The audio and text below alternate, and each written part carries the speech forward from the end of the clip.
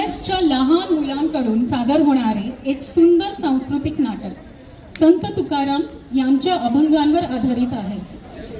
संत तुकारामांनी आपल्या अभंगांतून समाजाला भक्ती मार्गाची शिकवण दिली.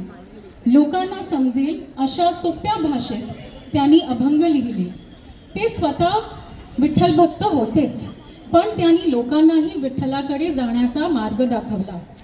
असे म्हणतात, त्यांनी लिहिलेल्या अभंगांची गाथा इंद्रायणी नदीत बुडवण्यात आली, पण नदीच्या तीरावर असणाऱ्या अनेक लोकांनी ते अभंग गाऊन ती जिवंत असल्याचे दाखवून दिले. त्याच तुकारामांच्या अभंगांच्या चमत्काराची झलक आता आपण पाहणार आहोत.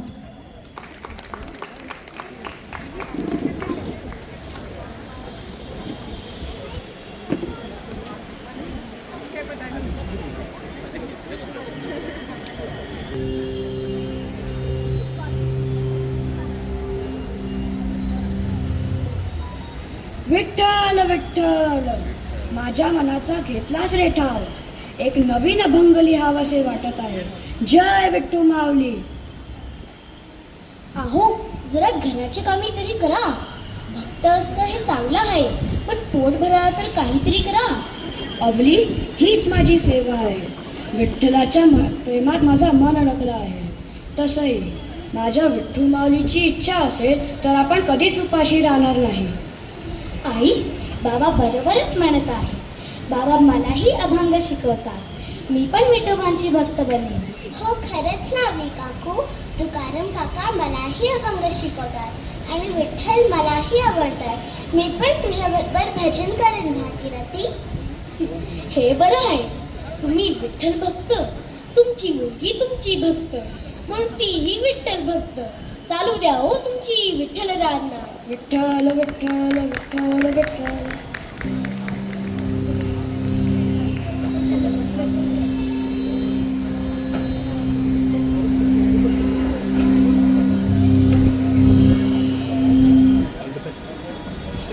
हा तुकाराम दररोज कागदावर काहीतरी विचित्र लिहितात, पण तरीही लोक म्हणतात संत. या लोकांवर हसावसं वाटते. हो, अभंग म्हणतात काय? मला तर समजत पण नाही यांचं काय चालू आहे ते. महार असून लोकांना देवाची भक्ती करायला शिकवतात काय? वेळेत कामं नाही केली त्याचा परिणाम असा होतो. तरीही आम्ही म्हणत होतो असे देवाच्या नावाचा प्रचार तुकारामाला करून देऊ नका. त्याच वेळी ऐकले असते तर आज हा दिवस पाहावाच लागला नसता. तरी अजूनही सांगतोय आम्ही, अजून वेळ गेलेली नाही. काहीतरी ठाम निर्णय घेतला पाहिजे तुकारामाचा. या तुकारामाला चांगलाच धडा शिकवला पाहिजे. याला याचेच अभंग नदीत बुडवायला सांगू. याच्याने याला कळेल की जो ते करत आहे ते अयोग्य आहे. हो महाराज, ही युक्ती तर खूपच चांगली आहे, पण तो स्वतःचे अभंग नदीत का बरं बुडवेल? त्याला असं करण्याला आपण कसे भाग पाडू? लोकांचे मन तुकारामांकडे आहे. एवढी लोकांची साथ असताना ते आपले अभंग का बरं नष्ट करतील? तुम्ही थोडं जास्तच उत्साहित होत आहात असं नाही का वाटत? अहो, तो स्वतःच त्यांचे अभंग नदीत बुडवेल. तुम्ही फक्त पाहतच राहा. त्यांचं हे बोलणं भागीरथीची मैत्रीण राधा ऐकते आणि ती पळत जाऊन भागीरथीला सांगते. भागीरथी, भागीरथी, तुझ्या बाबांचे अभंग नष्ट करायला ते रामेश्वर भट येत आहेत. अगं राधा, हे तू काय म्हणतेय? तुला कसं कळलं हे सगळं? अगं, मी माझ्या कानाने ऐकलंय. तुझ्या बाबांचे अभंग नष्ट करायला ते रामेश्वर भट एक गोष्ट करत होते. ते नक्कीच काहीतरी विचित्र करणार. जर हे खरं आहे तर आपल्याला लगेच जाऊन बाबांना सावध करायला हवं. जर सावध केलं तर ते अभंग वाचवायला प्रयत्न करतील. हो भागीरथी, आपण तुझ्या बाबांना सावध केलं पाहिजे. त्यांचे अभंग इतके छान आहे. आपण लवकरच जाऊन त्यांना सावध करूया. हो ना का राधा? हो हो, चला लवकर. आपण तुझ्या बाबांना सावध करायला हवं.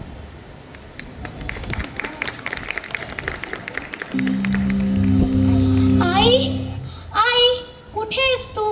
आई, लवकर ये ना इथे. आई, येतेस का? अगं हो हो, आलीच मी. पण काय ग भागीरथी, तुला एवढी कसली घाई लागली ग? आई, आपल्याला बाबांचे अभंग वाचवायला हवेत, नाहीतर ते नष्ट होऊन जातील. अगं, हे तू काय म्हणत आहेस? मला काही लक्षात नाही येत आहे. कोण नष्ट करणार तुझी बाबांची अभंग? काय ग सीमा, तुला कळालं काही काय म्हणत आहे? हो काकू, खरं बोलत आहे ते. या राधेने सर्व तिच्या कानाने ऐकलं आहे. अगं सांग ना ग राधा, आपण काकांनाच सावध करायला बोललो ना. हो काकू, ते रामेश्वर भट आणि त्यांच्या सोबत शिष्य मोहन आणि मंबाजी इथे येत आहेत. त्यांचे म्हणणे असे आहेत की तुकाराम काका महार असल्याने लोकांना भक्ती शिकवायचा काहीच हक्क नाही. तो फक्त इथे ब्राह्मणाकडे आहे. ते इथे येत आहेत आणि तुकाराम काकांचे अभंग नष्ट करायला भाग पाडतील. अहो, ऐकलत काय? हे मुली काय म्हणत आहेत? ते म्हणत आहेत की ते रामेश्वर भट येऊन तुमचे अभंग नाहीसे करतील. तुम्ही लवकर अभंग लपवा. अभंग लपव म्हणतेस? अभंग लपवण्याने काय होईल बरं? अहो, ते नाहीसे होणार नाहीत ना. तुम्ही एवढी ती अभंग लिहिलीत, ती नाहीसे होण्यासाठी का? मी अभंग लिहिले कारण विठोबा माऊलींनी ती माझ्याकडून लिहून घेतली. जर माझे अभंग लिहिणे हे विठोबाच्या कृपेने झाले तर ते नाहीसे होणार की नाही ते सुद्धा विठोबा माऊली ठरवेल. अहो, एवढा जीव आहे तुमच्याकडे त्या विठ्ठू माऊलीवर की त्यांच्यासाठी तुम्ही ती अभंग लिहिलीत. आता तीच अभंग तुम्ही नष्ट करणार काय? अगं, नष्ट करणारा मी कोण? माझ्या विठ्ठू माऊलीची इच्छा विरुद्ध काहीही घडत नाही. जर त्यांची इच्छा असेल तर या घरातच माझे अभंग नाहीसे होणार व जर त्यांची इच्छा नसेल तर अभंगांना काहीही नाही होणार. बरोबर म्हणालास तू क्या तू. इच्छा असेल तसं घडतं हे तर मीही मान्य करतो. पण तुझा विश्वास आहे का तुझ्या विठू माऊलीवर? विठ्ठल विठ्ठल, या मोहन बुवा आज कसे बरं येथे आलात रामेश्वर भट्टांना आणि मंबाजींना घेऊन? तुमच्या आगमनाने माझे घर धन्य झाले. ते सर्व ठीक आहे, पण तू मला सांग, तू महार असून कसं बरं सगळ्यांना भक्तीचा रस्ता दाखवतोस? आणि तुला नाही वाटते जर देवाची इच्छा असेल तर तू ब्राह्मण नसता बनला का? सत्यवचन, ब्राह्मण हे वेदांचे ज्ञान आणि भक्तीचे प्रमाण ठरवणारा असतो. देवाने तुला महार बनवलं हेच पुरेसं आहे तुला कळून द्यायला की तू त्याच्या भक्तीचा प्रचार करण्यास अयोग्य आहेस. देव इच्छा काय आहे हे तुला आतापर्यंत नाही कळलं. आता माऊलींची इच्छा काय हे मला कसं कळणार बरं? मी आपल्या दोघा चौघांमध्ये विठ्ठलाचे गाण गातो, मला तर एवढंच कळलं.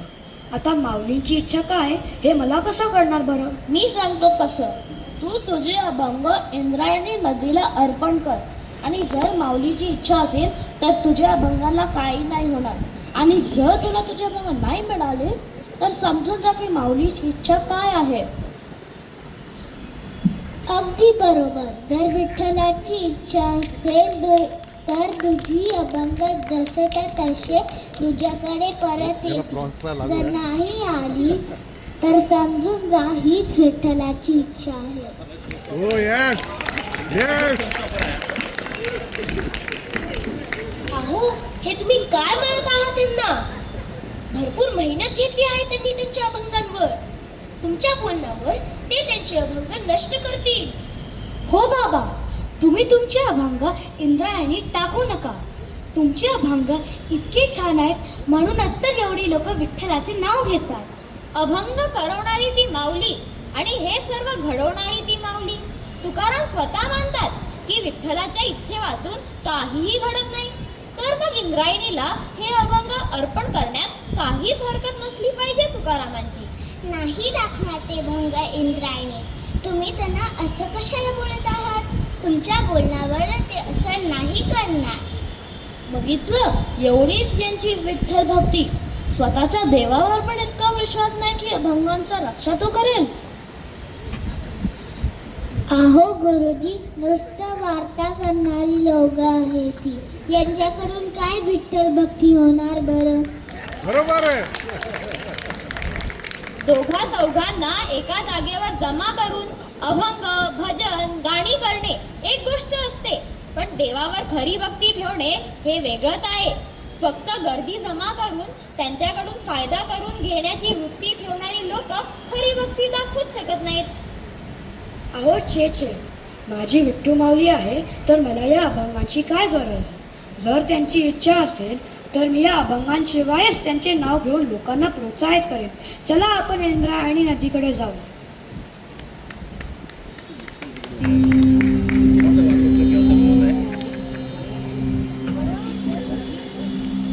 शोस्टॉपर आ गया.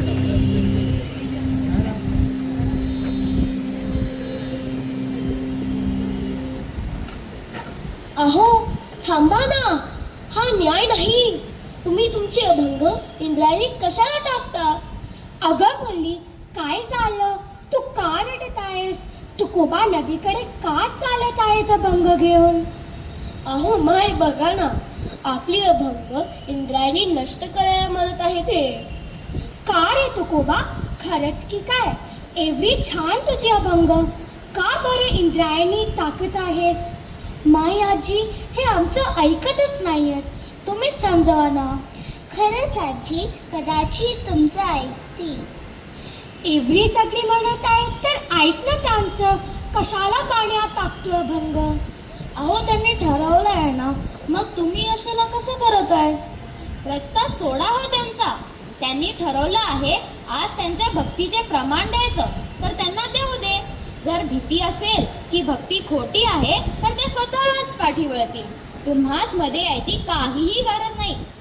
माई, हे विठ्ठलाच्या इच्छेप्रमाणे होते. देवाच्या इच्छेप्रमाणे जे व्हायचं असेल तेच होईल.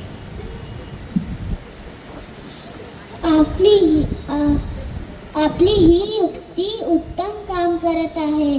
आता याची अभंग नष्ट होती. विठ्ठल विठ्ठल. अरे, ही अभंग तर पाण्यात गेली, सगळी नष्ट झाली. अहो तुकोबा, हे काय केलं बरं तुम्ही? आता सगळी अभंग इंद्रायणीने स्वीकारून घेतली. आता कसं बरं तुम्हाला ती मिळणार? अहो बाबा, ऐकायला हवं होतं आमचं. अगं बाळ, काळजी करू नकोस. माझी विठ्ठू माऊली मला ते अभंग जसेच्या तसेच परत करतील. तसंही त्यांच्या नावाशिवाय मला अन्न आणि पाणी घ्यावंसे वाटत नाही. अभंग हातात आल्यावरच मी अन्न घेईन. अहो, हे तुम्ही काय बोलत आहात? आता ते अभंग परत येणार नाही. तुम्ही घरीच जा. हो तुकोबा, घरी जा आणि जेवण घे. आता अभंग नाही मिळायचे. जे व्हायचे होते ते होऊन गेलं.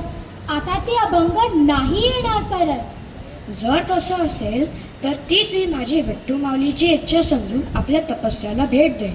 पण आता अन्न ग्रहण करेन ते फक्त माझ्या विठ्ठलाने माझे अभंग परत केल्यावरच.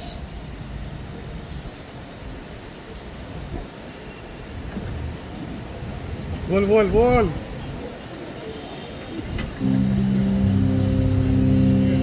अरे अरे मोहन, 13 दिवस झाले ना, तुकारामनी पाणीही नाही पिला म्हणते. हो रामेश्वर गुरुजी, नुसतं नदी काठी बसून विठ्ठलाचे नाव घेत आहेत. मूर्ख आहे तो तुकाराम. त्याला अजूनही हे कळलेच नाही की महाराचा उपवास परमेश्वर स्वीकारत नाही. 13 काय 51 दिवस जरी त्याने उपोषण केले तरी त्याला त्याचे फळ नाही मिळायचे.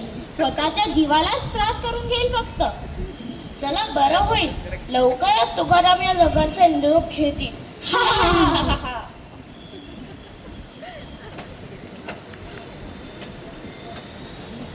बाळ तुकोबा, अरे 13 दिवस झाली. जे व्हायचे होते ते घडून गेलं. आता स्वतःला त्रास नको देऊस. काहीतरी खाऊन घे बघ. हो काका, खाऊन घ्या. आता अभंग जाऊन 2 आठवडे झाले. तुम्ही आता नाही यायची ती परत. तुम्ही किती दिवस अजून उपाशी राहणार आहात? अगं बाळ, काळजी करू नकोस. मी काही अभंगांसाठी उपाशी राहत नाही. माझी विठ्ठू माऊलीची इच्छा असेल तसेच घडेल. तुम्ही नका काळजी करू. मला येथेच राहू द्या. माझ्या पुढे काय आहे ती माझी विठ्ठू माऊली माझ्या निश्चय घेतील. पांडुरंग पांडुरंग.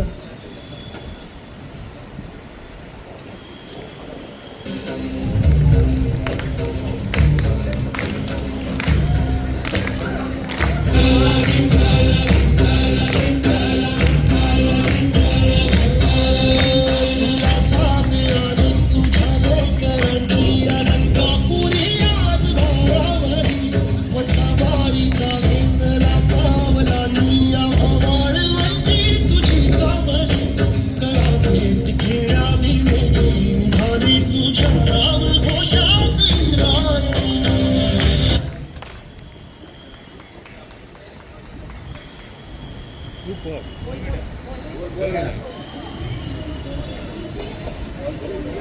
आवाज येतो? आवाज नाही. तुकोबा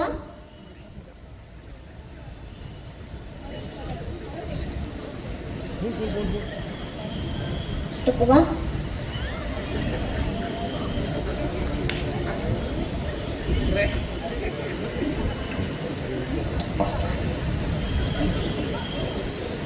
तुकोबा तुझी फक्त भाव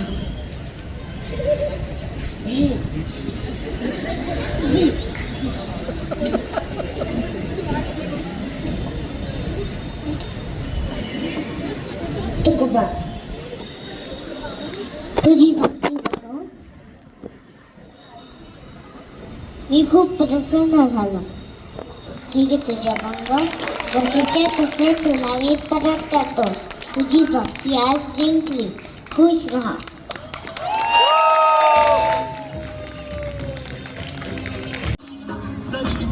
सारा जगाचा